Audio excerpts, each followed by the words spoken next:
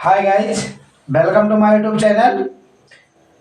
आज आपको हम बताएंगे विज्ञान, जिसमें परावर्तन बताएंगे। परावर्तन कैसे होता है, परावर्तन के बारे में बताएंगे।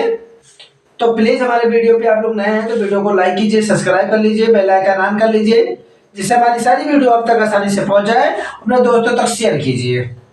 तो देखिए परावर्तन क्या होता है, यहाँ पे दिया गया है परावर्तन, रिफ्लेक्शन, यानी कि इंग्लिश में बोलते हैं रिफ्लेक्शन। रिफ्लेक्शन होता क्या है, इसमें लिखा हुआ है जब प्रकाश का किरण एक माध्यम से दूसरे माध्यम में प्रवेश करती है तो उसके दिशा में परिवर्तन होता है।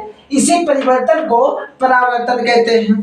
यह कह रहा है कि कोई मतलब प्रकाश है जो एक माध्यम से जा रही हो और एक माध्यम से जा रही हो, दूसरे माध्यम में जा रही हो, एक माध्यम से दूसरे माध्यम में जा रही हो, प्रवेश कर रही हो, तो उसके दिशा में परिवर्तन होता है। मतलब उसके दिशा में पढ़ने के बाद वो परिवर्तन हो जाता है, तो उसे क्या कहते हैं, परावर्तन कहते हैं, रिफ्लेक्शन कहते हैं। तो देखिए समझना किस तरीके से है, देखो आपको समझाएंगे कैसे समझना है, किस तरीके से दिमाग में लाना है, बहुत तरीके बताएंगे याद करने का। तो देखिए यहाँ पे लिखा हुआ है आपको परावर्तन। देखिए यहाँ पे क्या लिखा हुआ, परावर्तन। परावर्तन रिफ्लेक्शन कैसे होता है, तो यहाँ पे लिखा टकरा के लौटना। क्या होता है, टकरा के लौटना, यानी टकरा के लौटना। अब ये एग्जाम्पल हुआ, जैसे मान लीजिए ये एक मतलब पिच है, क्रिकेट पिच बना हुआ है। जब एक मतलब जब यहाँ पे मतलब पिच बना हुआ है, जब बॉलर यहाँ से बॉल फेंकेगा तो जब यहाँ से बॉल फेंकता है तो इस तरीके से आके इस तरीके से होता है ना। जब बॉल यहाँ पे गिरेगा तो यहाँ पे क्या हो जाएगा, परावर्तन हो जाएगा। तो यहाँ पे क्या हो जाएगा, टकरा के लौटना, यानी टकरा के लौटना है, तो यहाँ पे क्या हो जाएगा, परावर्तन हो जाएगा आपका। ठीक, बहुत अच्छा तरीका है, बहुत अच्छा मतलब एग्जाम्पल है। दूसरा देखिए वस्तु का दिखाई देना। अब वस्तु दिखाई देता है, किसके कारण देता है, रिफ्लेक्शन के कारण होता है। जैसे बोर्ड हमें दिखाई दे रहा है तो किसके कारण हो रहा है, रिफ्लेक्शन के कारण हो रहा है, क्योंकि यहाँ पे परावर्तन हो रहा है, प्रकाश का परावर्तन हो रहा है, इसीलिए हमें दिखाई दे रहा है बोर्ड। ठीक, अब यहाँ पे क्वेश्चन ये बनता है कि प्रकाश का परावर्तन कहाँ पे नहीं होता है, तो प्रकाश का परावर्तन यहाँ पे नहीं होता। जैसे ये बोर्ड बना हुआ है, यहाँ पे प्रकाश पड़ रहा है तो प्रकाश दिखाई देता है ना, रिफ्लेक्शन के कारण दिखाई देता है। तो यहाँ पे क्या हो जाएगा, यहाँ पे कुछ ना दिखाई दे, यहाँ पे कुछ ना दिखाई दे, पूरा बोर्ड दिख रहा है, यहाँ पे कुछ नहीं दिखाई दे, तो ये हो जाएगा ब्लैक होल। यानी कि परावर्तन कहाँ पे नहीं होता है, ब्लैक होल पे नहीं होता है। ठीक, अब देखिए वस्तु का दिखाई देना, आपको बहुत इजी तरीका है कि मतलब कोई भी वस्तु रखा हुआ है वो अगर दिखाई देता है तो वहां पे रिफ्लेक्शन होता है। अगर वो दिखाई नहीं देता है तो वो चला जाएगा ब्लैक होल में, वहां पे ब्लैक होल में नहीं दिखाई देगा। और परावर्तन अगर हो रहा है तो वस्तु में आसानी से दिखाई देगा। ठीक, अब देखिए यहाँ पे आगे देखिए, समझिए यहाँ देखिए फिर लिखा परावर्तन किस पर बनता है। परावर्तन किस पे बनता है, तो परावर्तन जो होता है वो दर्पण पे बनता है। क्या होता है, दर्पण पे बनता है। दर्पण क्या होता है, मिरर होता है, इंग्लिश में बोलते हैं मिरर। तो दर्पण पे बनता है, क्या बनता है, दर्पण पे। और दर्पण किससे बन रहा है, इसका निर्माण किससे होता है, तो दर्पण का निर्माण जो होता है वो आपका होता है ग्लूकोज से। किससे, ग्लूकोज से होता है। दर्पण का निर्माण ग्लूकोज से होगा और उसके पीछे कलर होता है। क्या होता है, कलर होता है।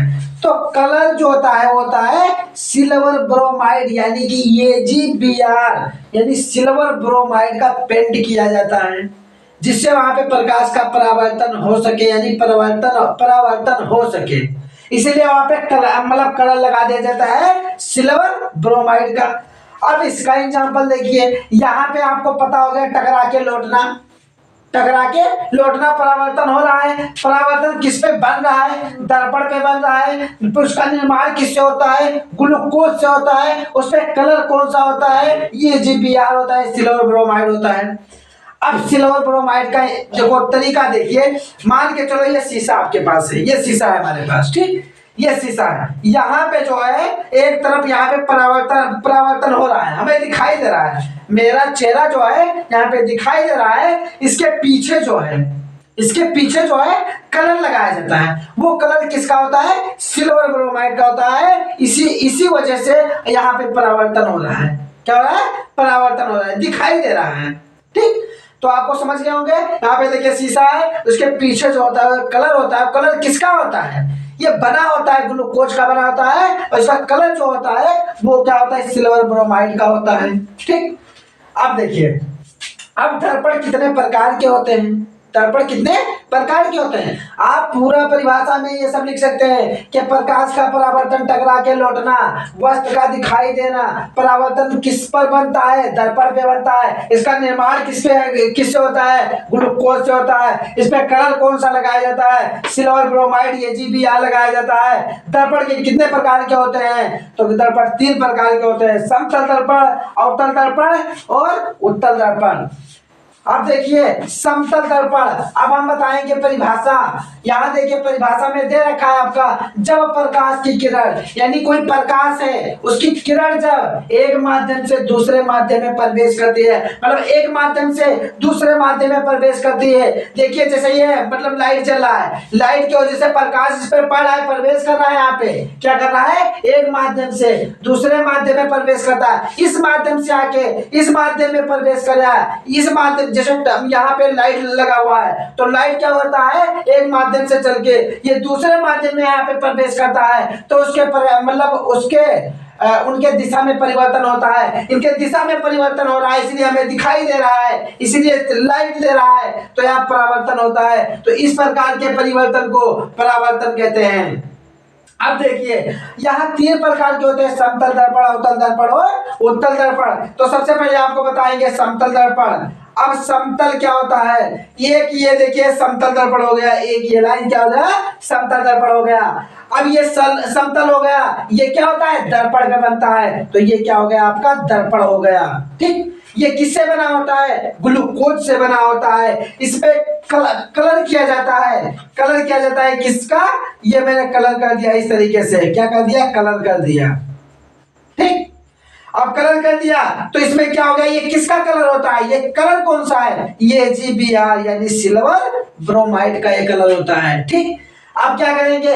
यदि किसी प्रकाश को, यदि किसी कह रहा है कि जब एक प्रकाश का किरण एक माध्यम से दूसरे माध्यम में, जब किसी प्रकाश को एक माध्यम से ये दूसरे माध्यम में प्रवेश किया जाता है, तो उनके दिशा में परिवर्तन होता है। यहाँ दिशा में परिवर्तन हो जाता है, तो इस प्रकार के परिवर्तन को परावर्तन कहते हैं। यहाँ पे एक माध्यम से प्रकाश चला और दूसरे माध्यम में प्रवेश, मतलब एक माध्यम से चला दूसरे माध्यम में प्रवेश हो गया, यहाँ से परावर्तन हो गया, तो इस प्रकार के परिवर्तन को परावर्तन कहते हैं। ये क्या होता है? इसको बोलते हैं आपतन कोण, यानी कि आपतन कोण होता है ये, और इसको दर्शाते हैं आई से। किससे? आई से। आपतन कोण आई से दर्शाते हैं, क्योंकि यहाँ आपतित हो रही है, आ रही है, प्रकाश आ रही है, तो इसे आपतित किरण कहते हैं। इसको क्या बोलते हैं?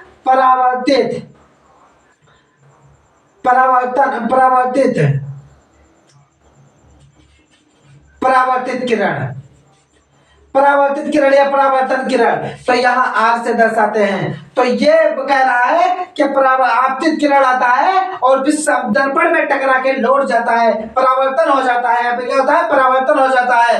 अब क्या करेंगे? अगर किसी दर्पण से नापना हो, यानी तो इस पे एक अभिलंब डाल दिया जाता है। क्या डाल दिया जाता है? एक अभिलंब डाल दिया जाता है। इसको बोलते हैं अभिलंब।